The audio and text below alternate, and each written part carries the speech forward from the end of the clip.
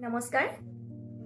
আমাৰ শৰীৰৰ অলাগতিয়াল চৰ্বিসমূহ গুচাবৰ বাবে আজি মই তিনিটা টিপছ লৈ আহিছোঁ সৰু সৰু এই টিপছ কেইটা ফলো কৰিব আপোনালোকে ডেইলি লাইফত আৰু তিনিটা এক্সাৰসাইজ লৈ আহিছোঁ যিকেইটা আপোনালোকক অতি সোনকালে আপোনালোকৰ শৰীৰৰ যি অলাগতিয়াল চৰ্বি আছে এইসমূহ গুচোৱাত সহায় কৰিব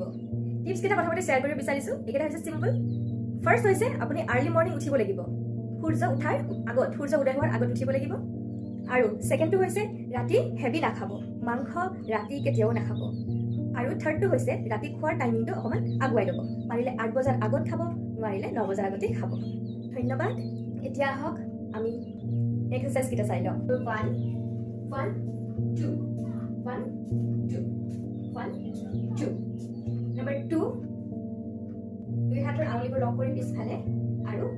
সোঁ হাতৰ কিনাগুটি বাওঁ হাতৰ কিনাগুটি সোঁ হাতৰ চুই 1 2 1 2 1 2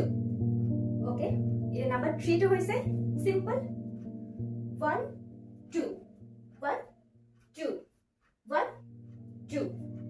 okay